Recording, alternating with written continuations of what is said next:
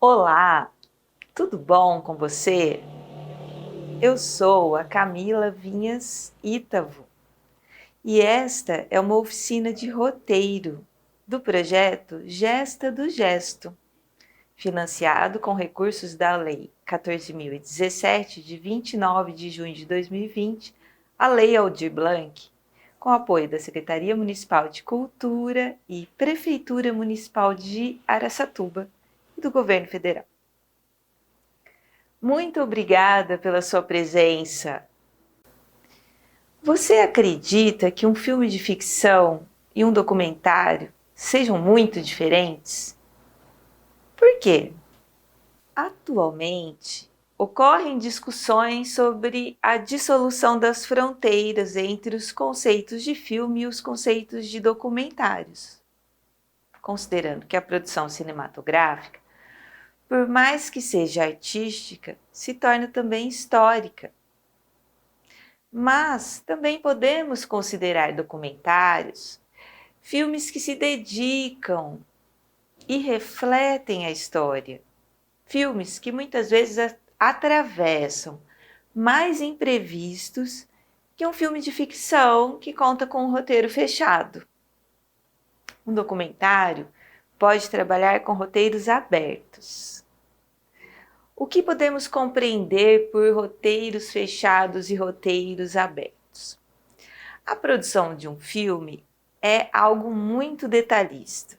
Quando envolve uma equipe muito grande, você vai ter que ter uma série de planilhas que deixam partes do filme esclarecidas para todas as pessoas que estão envolvidas nesta produção.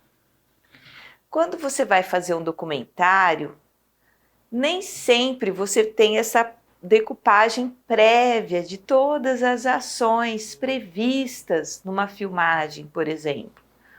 Muitas vezes um documentário que vai para a rua e vai captar situações que acontecem na vida real ou que pegam personagens da vida, trabalham com uma câmera na mão. É um cinema considerado direto, que vai direto ao seu ponto, abre a sua câmera, né? Ele tem, talvez, não necessariamente menos pessoas na equipe, mas sim, às vezes o cineasta pode filmar sozinho e depois ter todo um tempo de pós-produção para realizar esse filme. Se um documentário lida com uma situação que está se desenrolando ao mesmo tempo em que está sendo filmada, é muito provável que o cineasta não tenha um roteiro fechado para este filme. O processo de montagem de documentário também pode ter um tempo muito próprio, dependendo da situação histórica que ele reflete e dos agentes envolvidos nela. Por exemplo, uma situação histórica onde as pessoas estão na rua e um cineasta consegue de um amigo estrangeiro 10 rolos de filme e uma câmera cinematográfica emprestada e sai nos anos 70 para a rua.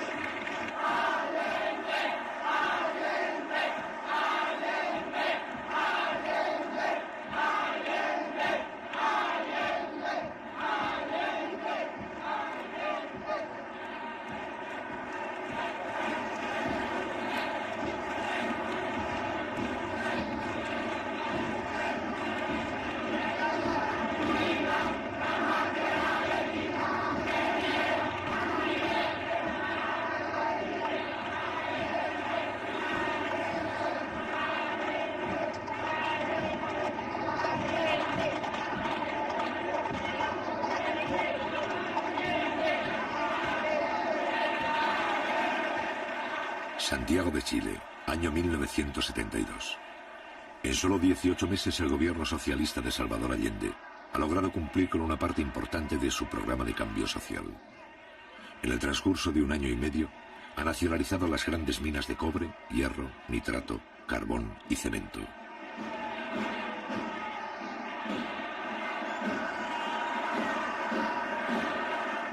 Ele pega este material e trabalha durante 10 anos em cima deste material. E quando ele lança esse filme, ele passa 20 anos sendo premiado. Esta, por exemplo, é a história do filme Batalha do Chile, que são 3 tomos.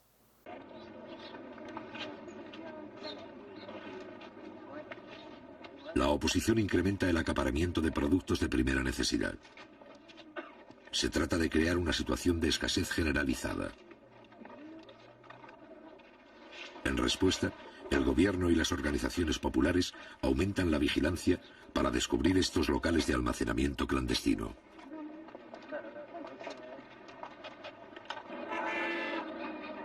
A pesar de todo, la población encuentra serios problemas para adquirir los productos disponibles.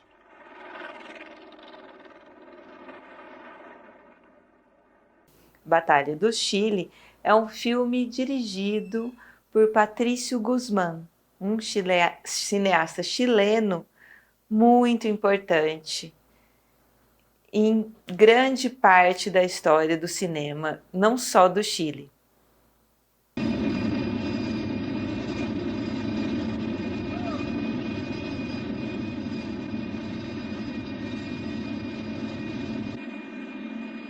Una de las características claves del poder popular es que abre un nuevo horizonte de desarrollo político para la masa trabajadora. Esto inicia un proceso de crítica dentro de la izquierda. Mucha gente intuye un final trágico ante la imposibilidad de que el presidente Allende pueda seguir avanzando. Dime una cosa, compañero. ¿Qué hay que hacer? Mire, en el momento en que vivimos es difícil. Es bastante difícil el momento que vivimos. Hay que hacer una limpieza a fondo, pero desde arriba para abajo. Si el gobierno no se desprende de ciertos compromisos, el gobierno va a ser liquidado. No le queda otro remedio al gobierno que tomar las riendas.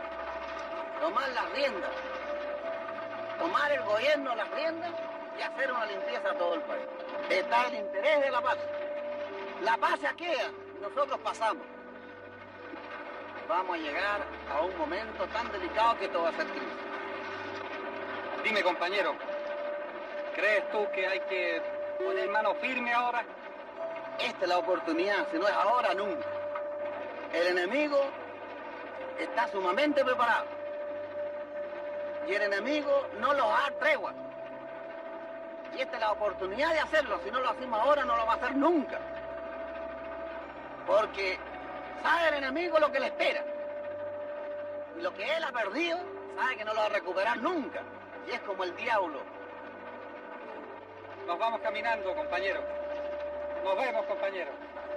Bueno, Nos vamos viendo. ojalá que salgamos adelante. Ahora o nunca.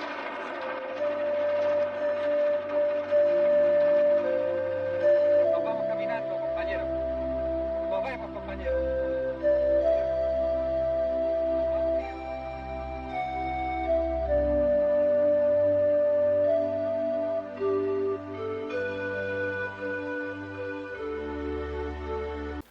Uma das mais popularizadas ideias de um filme assim foi transmitida através da célebre frase manifesto do cineasta brasileiro Glauber Rocha.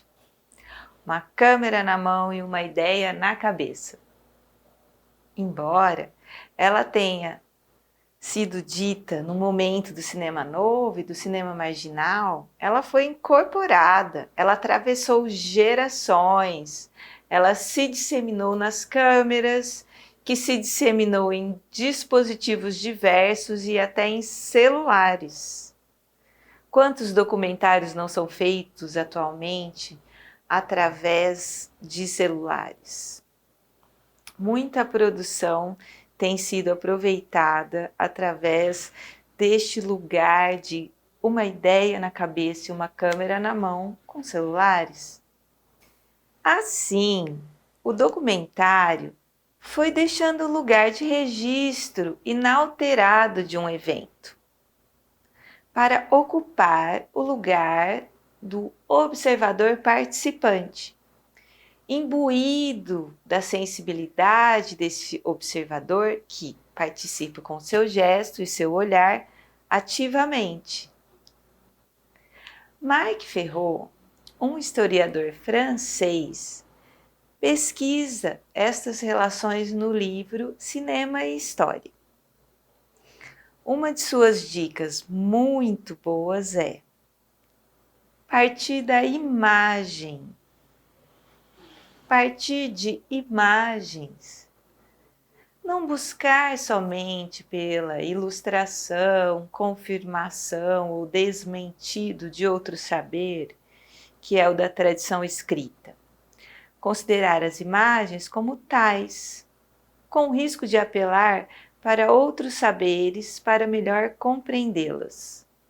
Os historiadores já colocaram em seu lugar legítimo as fontes de origem popular, primeiro as escritas, depois as não escritas, o folclore, as artes e as tradições populares. Resta agora estudar o filme, associá-lo com o mundo que o produz. Qual é a hipótese? Que o filme, imagem ou não da realidade, documentário ou ficção, intriga autêntica ou pura invenção, é história. E qual é o postulado? Que aquilo que não aconteceu, e por que não aquilo que aconteceu, as crenças, as intenções, o imaginário do homem são tão história quanto a história. Marc Ferraud está pensando sobre tudo o que acontece durante a produção de um filme, para a produção do filme, pela produção do filme e que não necessariamente aparece no filme. É o que pode não aparecer na imagem do filme, mas aparece em seu imaginário e em tudo que ele comunica. Ou seja, a forma como o filme é pensado e realizado muitas vezes pode comunicar mais do que o tema discorrido pelo filme. Mas sempre é possível encontrar cineastas que realizam uma interlocução bem sensível entre o tema e a forma em que uma parte potencializa a outra. Isso nos leva a refletir que durante a produção cinematográfica pode não haver diferença entre a natureza de uma atividade individual e a natureza de uma atividade social ou coletiva. O cinema é um lugar mais que propício para a construção de imaginários coletivos, de memórias culturais e sociais e de sensibilidades. E também nos faz observar como a estética do filme está ligada à sua maneira de ser feito, às formas de reflexão e de autorreflexividade que o dispositivo do cinema oferece para a mente humana. O cinema engendra a sensação de realidade com seus elementos que constrói uma retórica de convencimento. Mas pode construir uma retórica de descobrimento, uma retórica de denúncia, uma retórica de resgate de memória de fatos passados que desencadearam mudanças no mundo. São muitas retóricas expressas pela estética escolhida que determina a maneira com que o filme vai ser realizado. A estética cinematográfica pode se tornar até uma forma de conhecer o mundo. Então, por exemplo, quando um cineasta escolhe a câmera que ele vai usar, a lente que ele vai usar, como ele vai fazer a movimentação de câmera para esta filmagem. Isso determina toda uma forma de narrativa. Mas, em algumas situações, é a vida que está sendo filmada que determina a forma como o cineasta consegue captar estes eventos e transformá-los num filme, como é o caso do exemplo que acabamos de citar. O cineasta ganhou 10 rolos de filme, emprestou uma câmera de cinema e foi para a rua num momento histórico e único da vida dele, que nunca mais se repetiu. E a situação também desenhou o gesto de como o filme foi filmado. Embora o fotógrafo desse filme seja uma pessoa extremamente sensível para isto. Então, é uma pessoa que está pronta tecnicamente para responder a eventos inesperados. É o que acontece com o filme ensaio. Vamos olhar para o filme ensaio. O filme ensaio é uma forma de documentário que coloca em cena toda a sensibilidade. Mas há filmes de ficção que são filme ensaio. Então, como age o filme ensaio? Um filme ensaio se coloca à prova e convida o espectador a essa prova. No filme ensaio, o cineasta ele tem uma questão pessoal e ele a expande para um patamar universal de interlocução. Ele tem uma questão interna sua e quer uma resposta externa do mundo.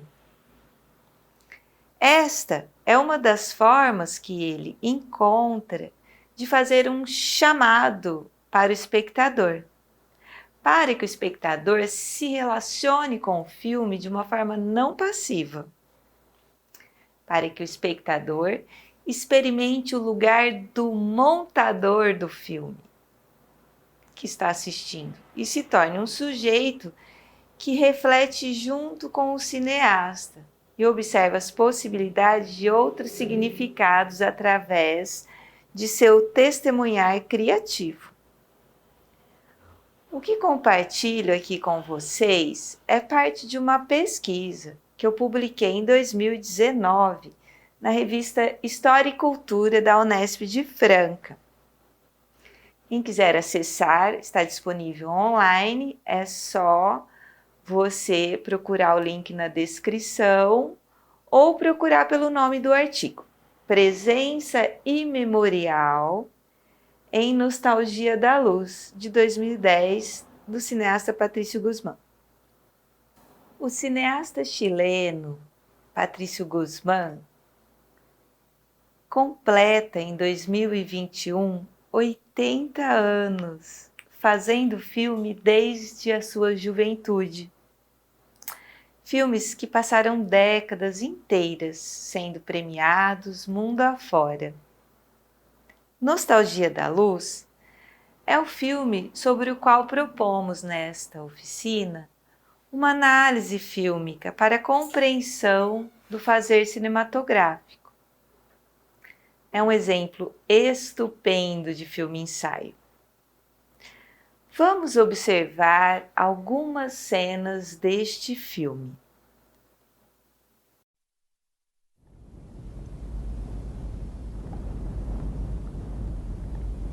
Nuestro planeta húmedo tiene una sola mancha marrón donde no existe ningún grado de humedad.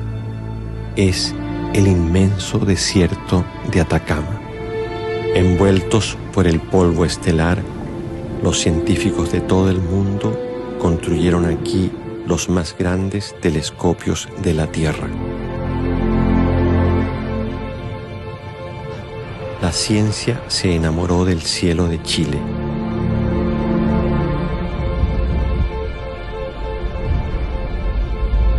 final eso es, digamos, o sea, encontrar el origen del ser humano, del planeta y del sistema solar.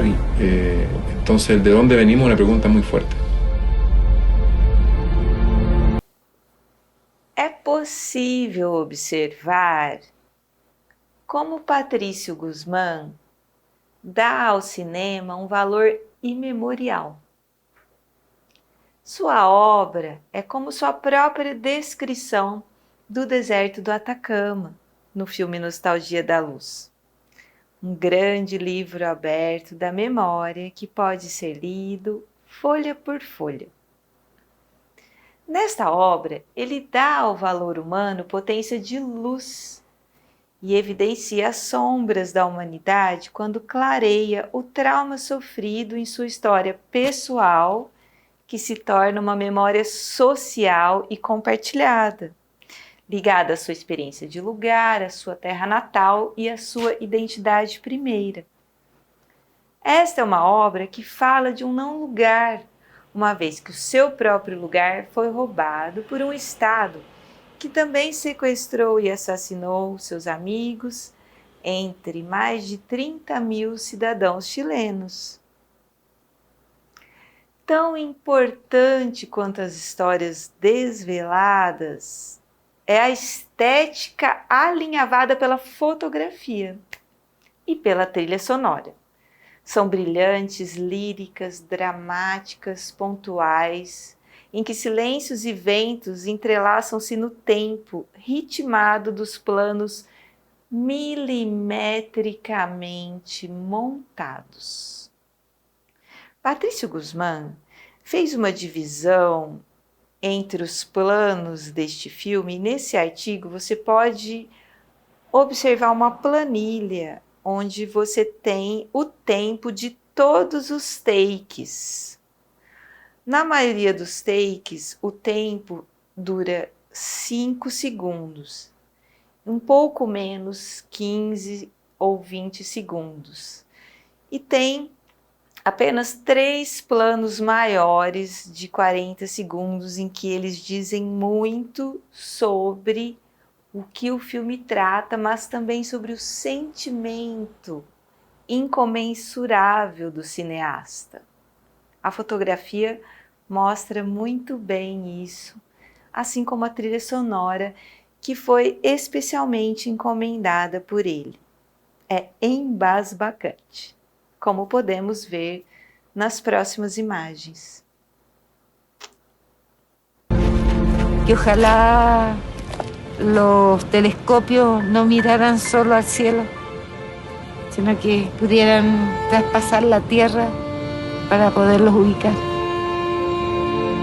Durante 17 años, Pinochet asesinó y enterró los cuerpos de miles de prisioneros políticos. Las mujeres que buscan a sus muertos exigen respuesta de los que hicieron desaparecer a sus muertos.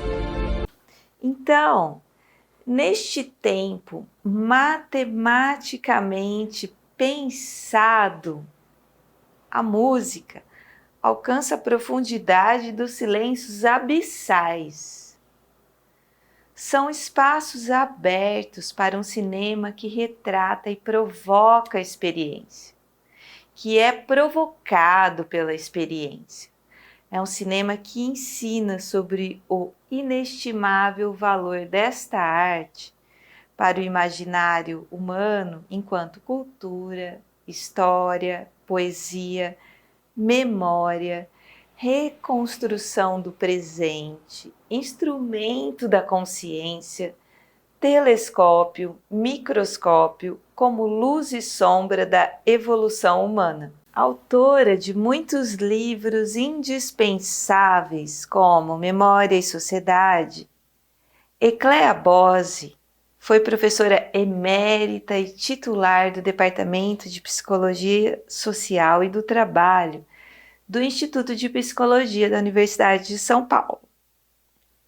Ela lembra que enraizar-se é um direito fundamental do ser humano e que a negação a esse direito tem consequências graves para a cultura e para a vida em sociedade. Ela diz Em uma entrevista intitulada por Mozahir Salomão Brook, de Memória, enraizar-se a um direito fundamental do ser humano, na revista Dispositiva, o seguinte: porque o passado reconstruído não é um refúgio, mas uma fonte, um manancial de razões para lutar. Então a memória deixa de ter aqui um caráter de restauração do passado e passa a ser uma memória geradora do futuro. Memória social, memória histórica, memória coletiva. Nós pesquisadores que recolhemos o passado, sabemos que ele é um dos mais difíceis e misteriosos dos conceitos. O passado não é uma sucessão de fatos ou camadas que vai se escavando. A memória desconhece a ordem cronológica. Minha hipótese é que ela opera com grande liberdade, recolhendo fatos memorados no espaço e no tempo, mas porque se relacionam através de índices de significação comum, são constelações de eventos mais intensas quando sobre elas incide o brilho de um significado coletivo. Esse intenso movimento de recuperação da memória nas ciências humanas se constitui hoje uma verdadeira moda acadêmica. O vínculo com o passado é vital, porque dele se extrai a seiva para a formação da identidade. O cinema colabora e muito para a formação de identidade de um povo. Por isso é muito importante que cada povo tenha a sua produção cinematográfica. Ele vai gerar todo um escopo para o imaginário coletivo deste povo. Então, mesmo que exista o cinema sendo produzido no Brasil de forma muito criativa, é muito importante, por exemplo, que a comunidade indígena também produza o seu cinema, ligado ao seu imaginário, as formas de cultura e de vida que eles vivem. Tudo isto está ligado à profundidade da identidade na formação de um povo. E o cinema colabora para isso. A professora Ecleia Bose alerta sobre isto. Ela ainda reafirma na mesma entrevista: o desenraizamento a que nos obriga a vida moderna é uma condição desagregadora da memória. E um dos mais cruéis exercícios da opressão na sociedade moderna, opressão de natureza econômica, é a expoliação das lembranças. E por que estamos trazendo o olhar desta pesquisadora para a obra de Patricio Guzmán? Vamos dar mais uma olhada no filme. Los que tienen memoria son capaces de vivir en el frágil tiempo presente. Los que no la tienen no viven en ninguna parte.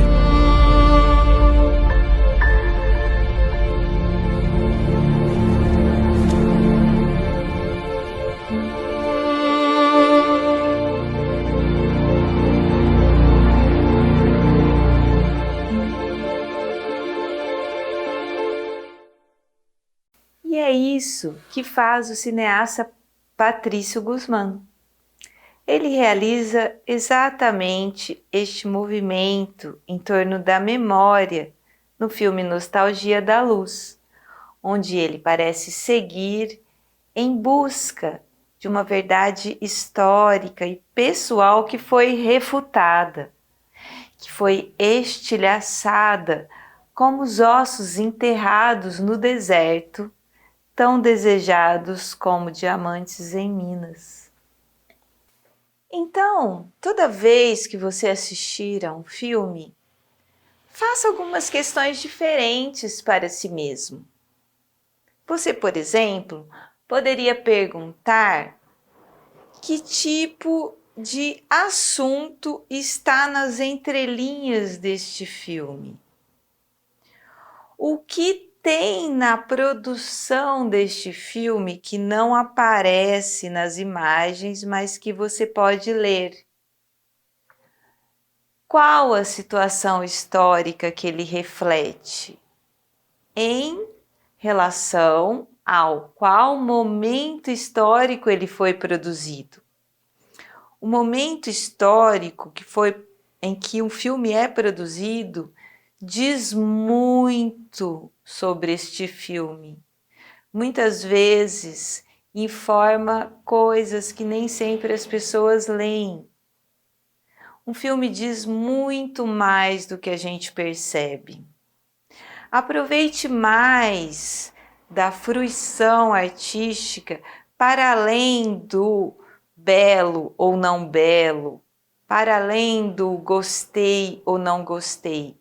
Questione o processo de produção daquela obra, do que ela trata, como ela tratou aquele tema, que recursos ela teve para isso, como você resolveria esta produção. Se você tivesse os mesmos recursos, você faria a mesma coisa? E se você tivesse os recursos que você tem em mãos, como você faria? É um ótimo exercício cinematográfico e são exercícios decorrentes deste aprendizado da análise fílmica. São exercícios que vão para além do roteiro.